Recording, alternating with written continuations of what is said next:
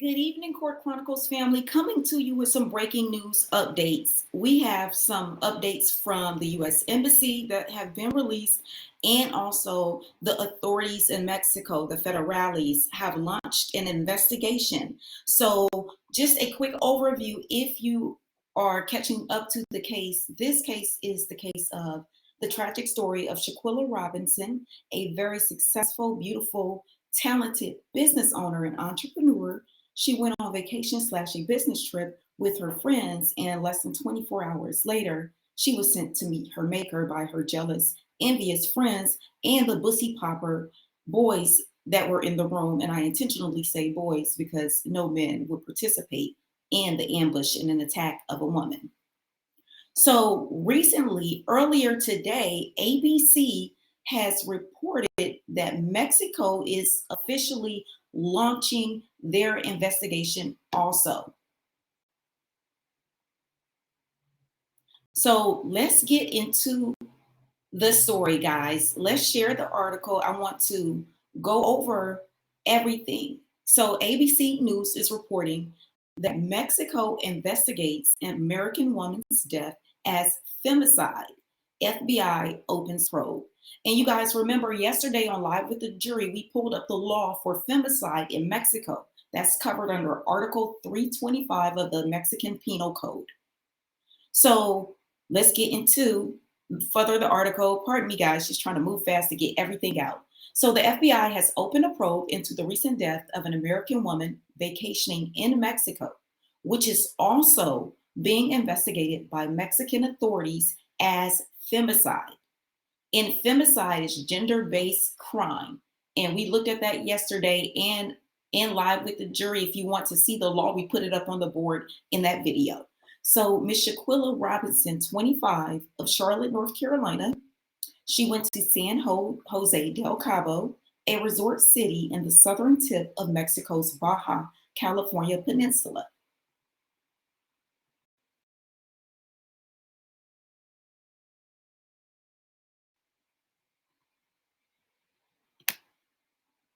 Excuse me, guys, I had lost my place.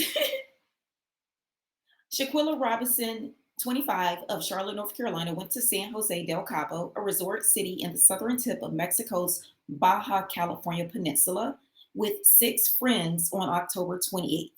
And I did confirm that Baja California is indeed Mexico's jurisdiction. So they stayed at a rental villa in the Fondoras, an exclusive gated community with vacation homes and a private beach club.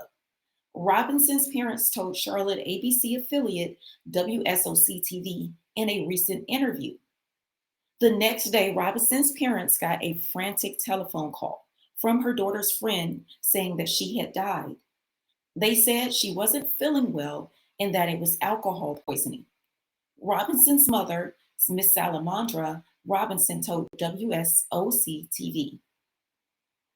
The Mexican Secretariat of Health's autopsy report and death certificate for Robinson, obtained by ABC News, lists her cause of death as severe spinal cord and injury and atlas luxation, with no mention of alcohol. The document also states that the approximate time between injury and death was 15 minutes, while a box asking whether the death was an accident or violent was ticked yes. So the Mexican federales are saying either it was an accident, which video footage is saying that's probably a 1% possibility, or it was some type of violent act, which we believe based on the photographic and video evidence released that this was indeed 99.9% violent, jealous infused, rage infused, and just a full-blown ambush.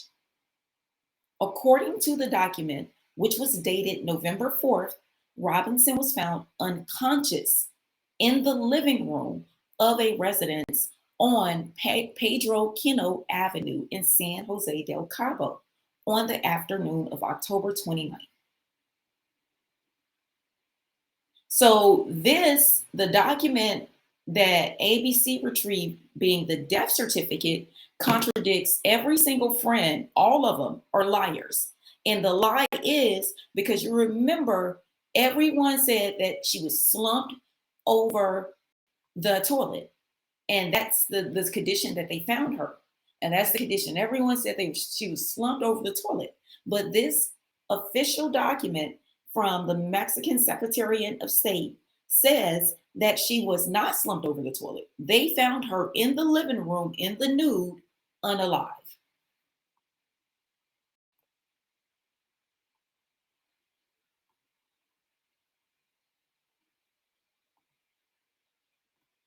So let's get back to it, guys.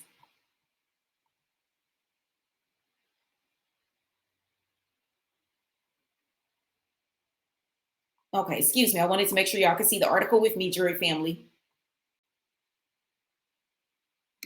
In recent days, a video not verified by ABC News has surfaced online, purportedly showing a woman attacking Robinson. Speaking to WSOC TV, Robinson's mother identified the people in the footage as her friends.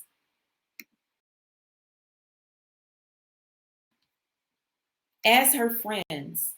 So we're seeing that it is indisputed, irrefutable that she believed that she was in safe company on this vacation.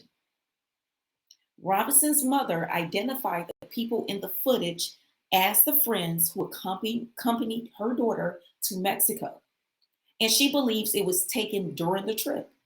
In the video, someone can be heard asking if Robinson could at least fight back. It's unclear when and where the video was taken. And we know it was three men slash bussy poppers on the video, not being masculine, but they were being very feminine, encouraging women to engage in this animalistic, barbaric activity instead of being men and breaking it up. Further, it states, it was never a fight. She didn't fight, they attacked her. Salamandra Robinson told WSOC TV. She did not deserve to be treated like that. Okay, so let's get into, we have heard from the Secretariat's medical office in Mexico, the Attorney General. The Attorney General in the office, in every state is responsible for high level indictments. And they deal with overseeing organizations and how they facilitate investigations. And then they may pass it on to the DA for criminal prosecution. So the state attorney general's office of Baja California, sir, publicly confirmed the results of the autopsy in a statement on yesterday, and announced that an investigation was initiated for femicide, which is a form of gender-based violence. Now, I don't know if they watch Kourt Chronicles, but literally just last night on Live with the Jury, we went over the elements of homicide in Mexico's penal code. And I pointed out that femicide, I think, would be an added on layer. So that's very interesting. And the T is, guys, if it is based on the legal definition of femicide, according to Mexico's law under Article 325, femicide is when it's some type of relationship involved in the gender-based violence. So that is giving me a clue that they're looking at some of the men as suspects.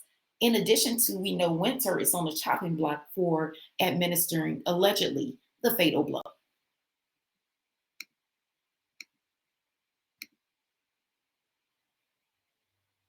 Okay, so the office said it received a call on October 29th at approximately 6:15 p.m. local time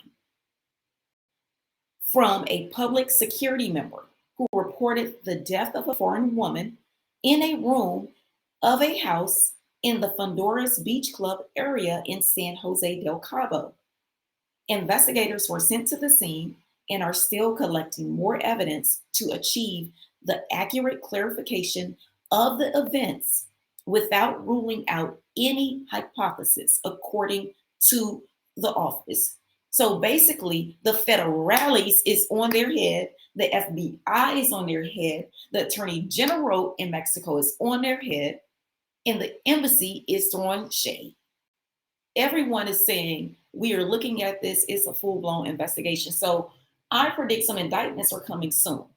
If they open a specific type of an investigation, that's an indicator, guys. That's the clue lawyers give people to the charge that's going to come. And we saw that with Mexico, they start with deletions start at 12-year sentences and they increase depending on the level of severity, and they can be amplified by femicide and different elements of the law.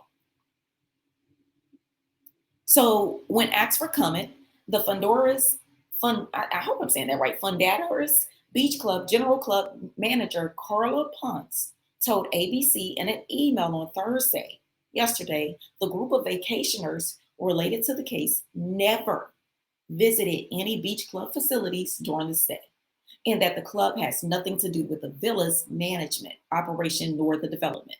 And I know many people will say, wait, that sounds fishy, but it's very common for villas and hotels to share a space and be managed and operated totally separate. So I think that's not a red flag. But I do think it's interesting that they never even enjoyed any of the facilities on this fabulous resort. So Sheila Lynch, now we got FBIT. So we've got the Secretariat with the autopsy. We got the federale saying they're going to do a charge of femicide.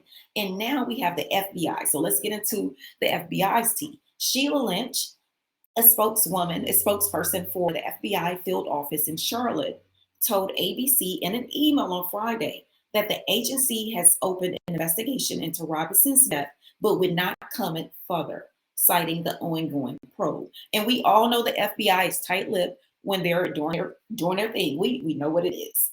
So now the U.S. Embassy dropped some tea.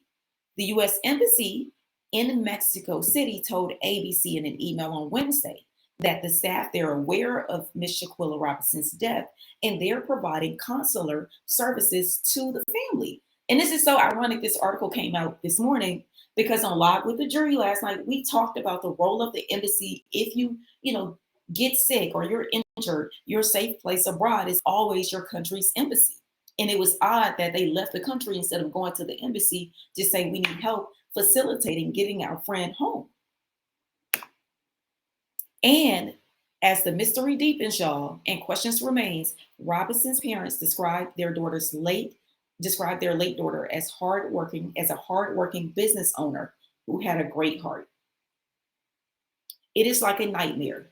I can't even sleep, Robinson's father, Bernard Robinson, told WSCO-TV.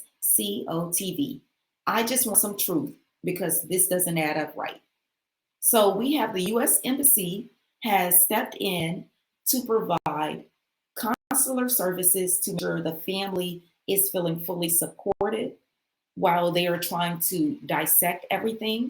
And also we know that the federales has launched an investigation and they are categorizing this as femicide, which is gender-based violence that leads to ultimate deletion. And another thing with femicide I think is important to point out is it's specific to a relationship dynamic. And give me 1 second, guys, because I want to put the law on the board for femicide also in Mexico.